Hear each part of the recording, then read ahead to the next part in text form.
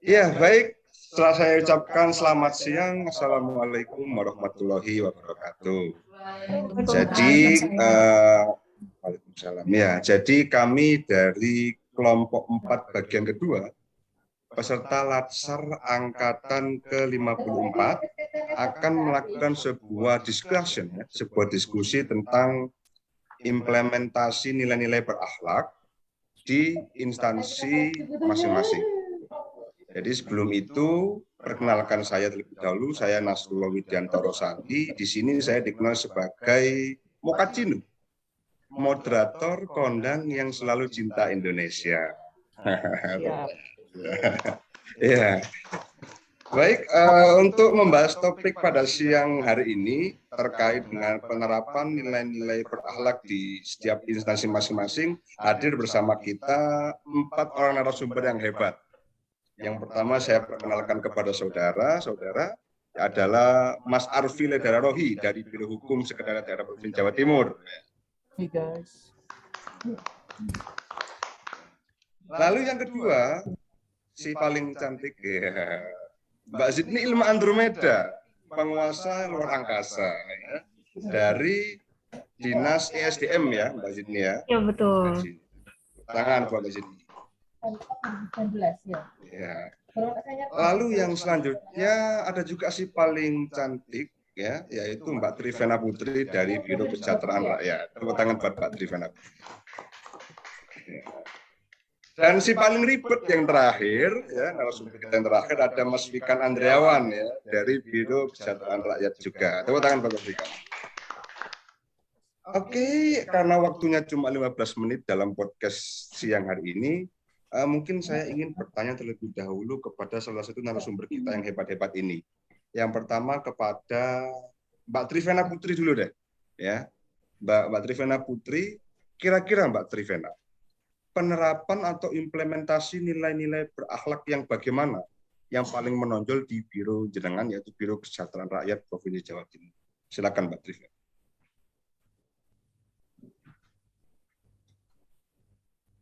Terima kasih atas kesempatan untuk menjadi pembicara pertama kali. Ya, untuk penerapan nilai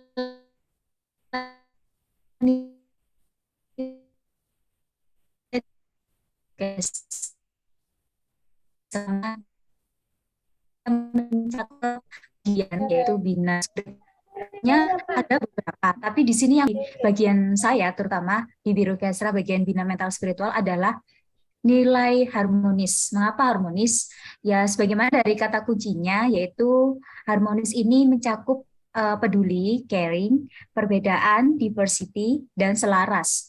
Harmonis ini menjadi menonjol dalam kegiatan ASN sehari-hari di bagian Bintal, karena yang pertama dalam melayani masyarakat, kami tidak memandang bulu atau tidak melihat latar belakang masyarakat yang kami layani. Baik itu latar belakang mereka beragama Kristen, Islam, Katolik, Hindu, semuanya itu sama, termasuk latar belakang ras, sehingga dalam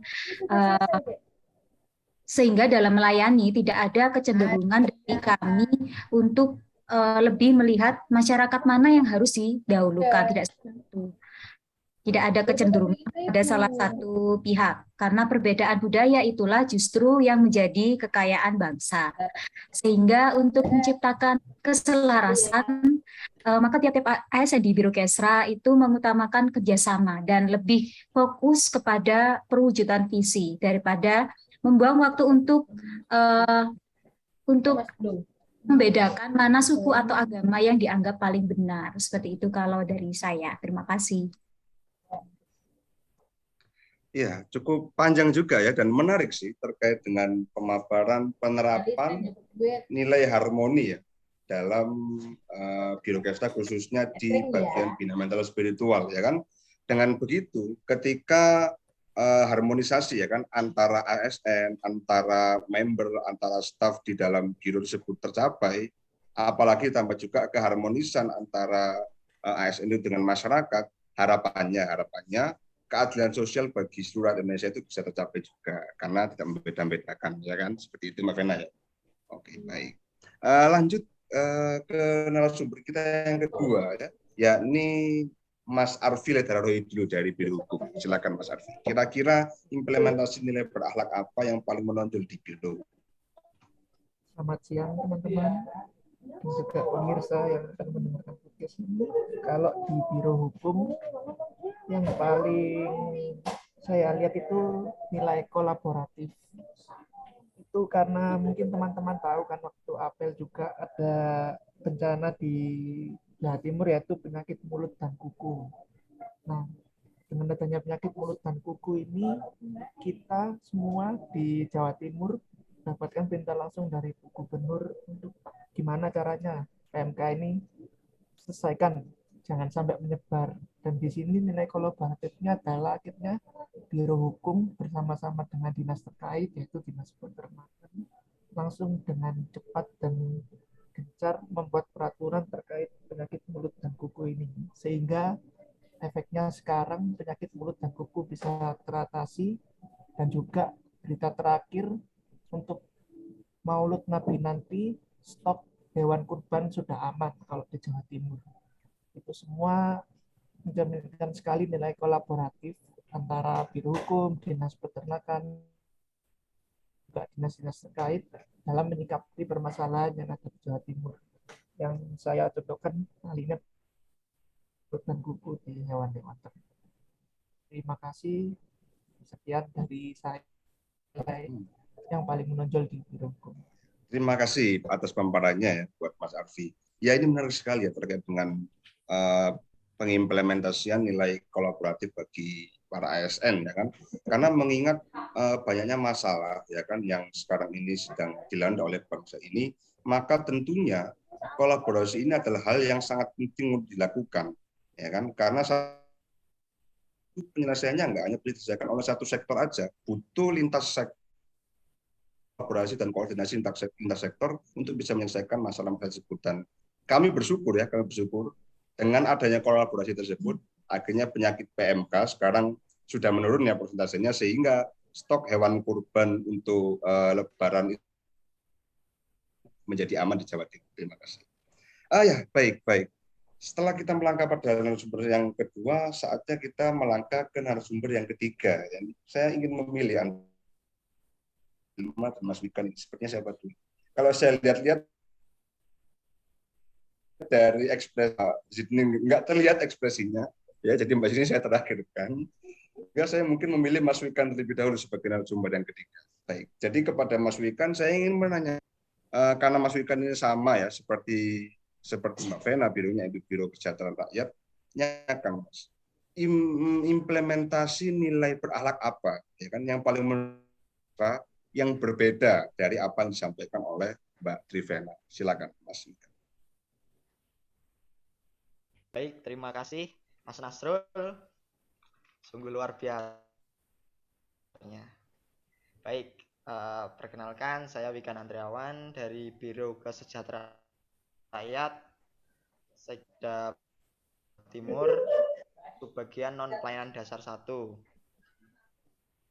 Di lingkungan kerja saya saat ini, salah satu nilai berakhlak yang paling menonjol adalah kolaboratif. Ya, sama seperti di punyanya Mas Arfi tadi ya, di mana seluruh elemen pegawai di instansi saya, baik senior maupun junior, bisa saling satu sama lain, bekerja sama dalam menyelesaikan tugas dengan baik. Saya sebagai orang baru di tempat kerja saya saat ini dapat berkolaborasi dengan senior-senior saya dengan baik, saling memberi masukan guna kelancaran menyelesaikan tugas yang diberikan pimpinan. Ya, mungkin itu ya aspek yang saya rasa di instansi saya, karena saya kan orang baru, jadi kolaborasi dengan senior ini paling menonjol di tempat saya. Mungkin itu Mas Nasrul, saya kembalikan Mas Nasrul. Terima kasih semuanya. Ya, terima kasih atas pemaparannya ya Mas Wikan ya. Terkait dengan kolaborasi yang disampaikan oleh Mas Wikan ini lagi-lagi hal yang sangat penting ya kan. apalagi ini menyangkut hubungan antara senior dan junior, ya kan. Nah, Mas Wikan tadi bahwa kolaborasi antara pihak senior dan junior itu baik, bisa saya simpulkan bahwa di Biro Kesejahteraan Rakyat kesenjangan antara senior dan junior itu minim ya, Mas Wikan ya, minim ya. Sehingga manfaatnya apa? Kita sebagai pegawai baru yang mana kompetensinya juga masih baru ya, kompetensinya masih baru sehingga butuh adaptasi, membutuhkan waktu yang lebih cepat, ya kan? Karena apa? Karena dari pihak senior pun juga enak kita ajak berdiskusi, enak kita ajak sehingga apa? Tugas-tugas di biro tersebut bisa terselesaikan dengan lebih cepat seperti itu. Ya, lanjut kepada narasumber yang keempat ya, yakni Mbak Zidni Ilma Andromeda, Galaksi Andromeda ya Mbak Zidni Ilma ini ya. Iya, betul.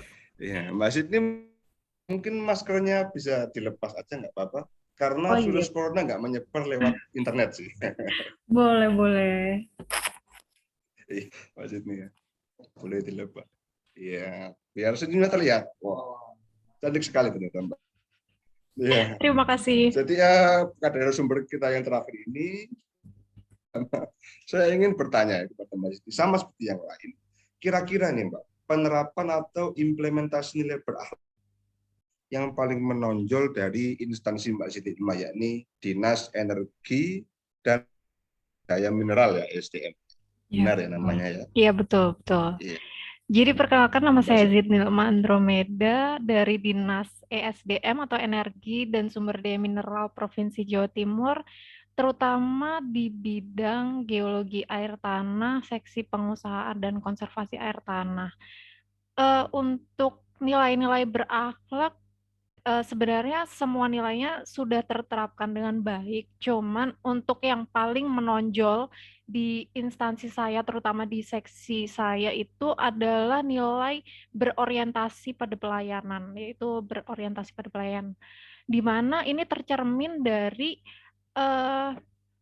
sikap dari masing-masing ASN yang ada di seksi saya itu adalah dengan memberikan pelayanan kepada para pemohon izin gitu kan. Kalau di seksi saya itu ada pemrosesan izin air tanah, itu jadi kita memberikan edukasi melalui acara sosialisasi begitu agar nantinya para pemohon izin itu lebih teredukasi dengan baik sehingga kami sangat mengutamakan pada nilai berorientasi pelayanan tersebut begitu.